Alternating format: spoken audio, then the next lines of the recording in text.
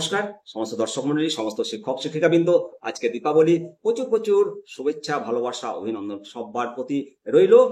আশা করি আপনারা ভালো আছেন, আমিও ভালো আছি। আজকে দীপাবলিতে আমরা সবাই প্রচুর আনন্দ করব।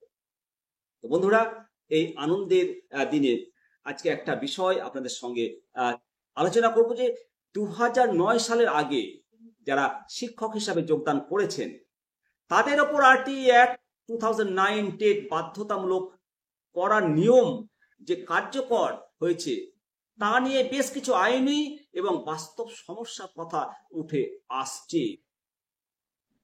এই বিষয়ে সুপ্রিম কোর্টের যে রায়, সমস্ত শিক্ষককে 2 বছরের মধ্যে টেট পাস করতে হবে, নইলে বাধ্যতামূলক রিটায়ারমেন্ট, বাধ্যতামূলক অবসরে যেতে হবে। তবে RTE অ্যাক্ট 2009 এর আগে নিয়োগ প্রাপ্তদের ক্ষেত্রে এই যে রেট্রোস্পেক্টিভ অ্যাপ্লিকেশন অর্থাৎ পিছনের তারিখে প্রয়োগ হচ্ছে, এটা কার্যত অনার্য। এই যে রেট্রোস্পেক্টিভ অ্যাপ্লিকেশন কার্যকর করেছে, আইন যে কার্যকর হয়েছে, তার পেছনে যুক্তি কি? তার পেছনে যুক্তি হলো শিক্ষার মান উন্নয়ন করা। সুপ্রিম কোর্ট এবং এনসিটির মতে শিক্ষকদের যোগ্যতা নিশ্চিত করতে না পারলে শিক্ষার মান কম্প্রোমাইজ হবে। তাই নতুন এবং পুরাতন সব শিক্ষকদের টেট পাস করা বাধ্যতামূলক হয়েছে। দ্বিতীয় যুক্তি, কেন্দ্র সরকার 2017 সংশোধনী। কেন্দ্র সরকার 2017 সালে একটা সংশোধনী আইন এনেছে।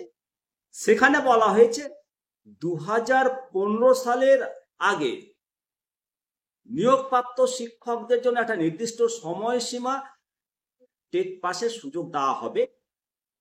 বেশ ভালো কথা, কিন্তু 2009 আগে নিয়োগপ্রাপ্তদের বিষয়টি এটা এখনো বিতর্কিত। 2009 RTE অ্যাক্টের জন্ম হলো, তার আগে RTE অ্যাক্টের জন্ম হয়নি। 1999, 2000, 2001, 2003, 4, 5 যারা চাকরিতে যোগদান করেছে, তো তাদের ওপর কেন পেছনের তারিখে রেট্রোস্পেক্টিভ অ্যাপ্লিকেশন হবে? দ্বিতীয়ত, যাদের ওপর এই রেট্রোস্পেক্টিভ অ্যাপ্লিকেশন প্রয়োগ হয়েছে তাদের অধিকাংশের বয়স 52 বছর, 53 বছর বয়সী শিক্ষকদের ক্ষেত্রে এই সমস্যাটা বেশি। একদিকে মানসিক চাপ, অপরদিকে প্রস্তুতির চ্যালেঞ্জ। একজন 52 বছর, 53 বছর বয়সী শিক্ষক যিনি সংসারের দায়িত্ব পালন করছেন, একদিকে দীর্ঘদিন ধরে শিক্ষকতা করছেন, তার জন্য নতুন করে এই প্রতিযোগিতামূলক পরীক্ষার জন্য প্রস্তুতি নেওয়াটা অত্যন্ত কঠিন। আর এর ফলে নতুন প্রজন্মের সঙ্গে প্রতিযোগিতায় নামতে হবে একজন 52, 53, 54 বছর বয়সের শিক্ষক শিক্ষিকাকে। একজন 21 বছর, 22 বছর, 23 বছর যুবার সঙ্গে, তরুণের সঙ্গে অসম প্রতিযোগিতা করতে গিয়ে মানসিকভাবে দুর্বল হতে পারেন একজন শিক্ষক শিক্ষিকা যার বয়স 50+, 50 বছর বয়সের কারণে চিন্তা শক্তি, স্মৃতিশক্তি আগের মতো সক্রিয় থাকে না। এমত অবস্থায় এর একটা বাস্তব সমাধান দরকার। এমত অবস্থায় কিছু পথ রয়েছে সমাধানের। বিশেষত সমাধানের কয়েকটা প্রস্তাব যদি সরকার বিবেচনা করেন, তাহলে এই প্রস্তাব প্রথমেই বিশেষ ছাড় বা শিথিলতা।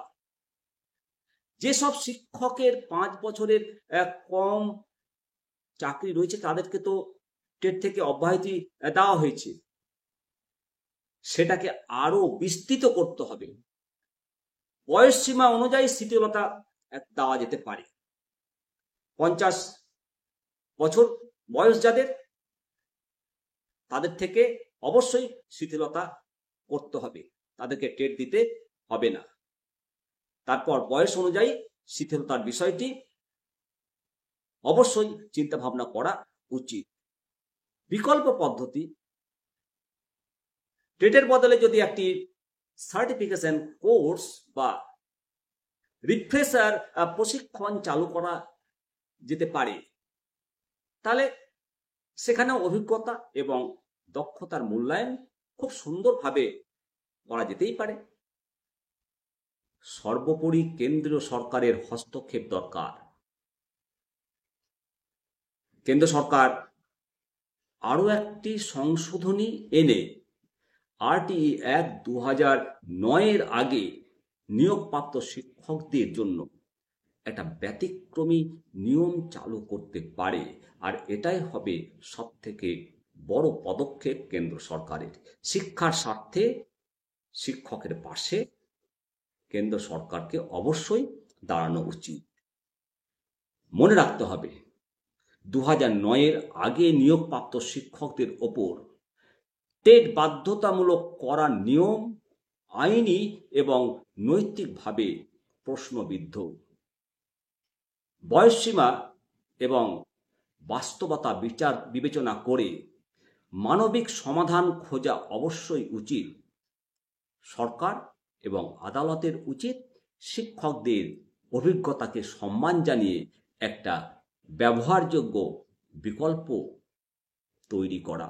অবশ্যই সেই বিকল্প কেন্দ্র সরকার, রাজ্য সরকার শিক্ষা যৌথ তালিকায় সমস্ত অভিজ্ঞ শিক্ষক মণ্ডলীকে সেই সম্মানের স্থান থেকে অবনমন করবে না।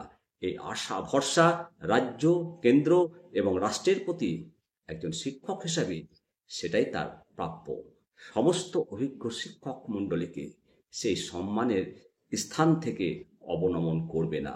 এই আশা ভরসা রাজ্য, কেন্দ্র এবং রাষ্ট্রের প্রতি একজন শিক্ষক হিসাবে সেটাই তার প্রাপ্য। অবশ্যই আপনাদের মতামত জানাবেন। পরবর্তী প্রতিবেদন নিয়ে আবার আপনাদের সঙ্গে আমি হাজির হব। শিবরাম সরকার, নিমতিতা দর্শন। ভালো থাকুন, সুস্থ থাকুন। দীপাবলিতে প্রচুর আনন্দ করুন।